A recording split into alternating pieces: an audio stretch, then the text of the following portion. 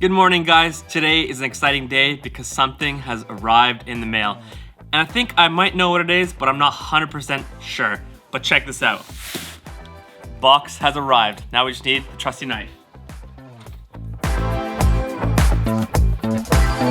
I gotta say, I like getting packages, but I really don't like opening them up. There's so much tape always on these bad boys. I guess I just need more practice opening up these guys. Best way to get things out, just lift it upside down.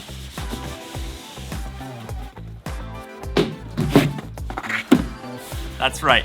Feiyutech was kind enough to send me the AK4500 gimbal, and that's what we're gonna test out today.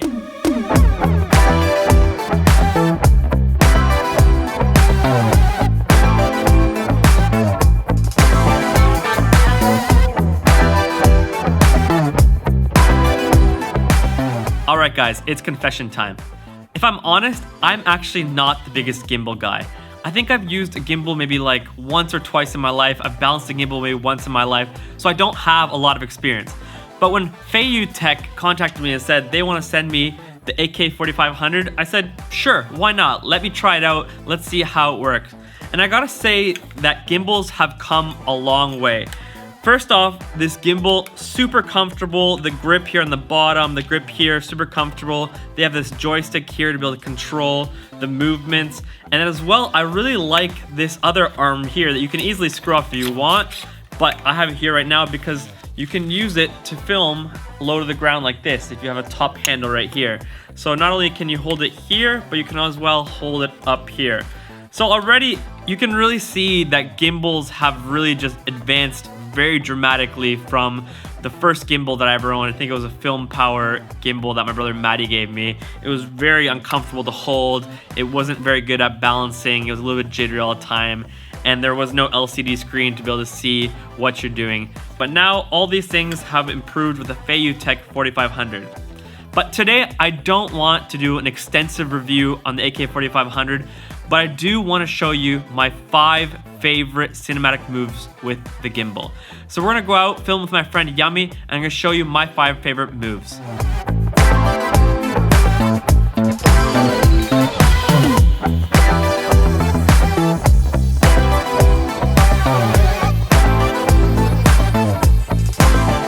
Alright guys, so cinematic movement number 1 with the gimbal is the follow shot. Now I often love to follow a character from behind and first start off with a really wide shot to tell where we are. Like in my past storytelling video, I talked about the wide, medium, and tight shot in order to do storytelling. I love to do that with the following shot. I like to first follow from behind, film the really wide shot, then I can flip to the front and film the character from the front, reveal who he is, and then I can mix in some side following shots. By filming from behind, from the front, and from the side, you can mix these different shots in order to create a really nice cinematic sequence in order to tell a story about the character. Cinematic movement number 2 with a gimbal is the low feet shot. Now the thing I loved about the Feiyutech is by having this top handle, I get really low to the ground and follow the subject. So what I do is I get really low to the ground. I use a nice wide angle lens, for example, the 16 to 35, and I film from maybe 16 to 24 millimeters. Really low to the ground, close to the feet. I just start following the subject from behind. You can do this as well from the front, and it just gives a really nice dynamic feel when you're following the subject. So that's number 2, the low feet shot. Cinematic movement number 3 is the circling effect. I don't know if this is a more fancy term, maybe some people call it like the orbital effect, I'm not sure. I'm really basic, so I just call it the circling effect. But basically, that's when you take the camera and circle around the subject from left to right. If you want to get really dramatic, you can do a full 360, maybe time warp that. But essentially, you're just following with the gimbal around the subject, keeping the subject in the middle of the shot.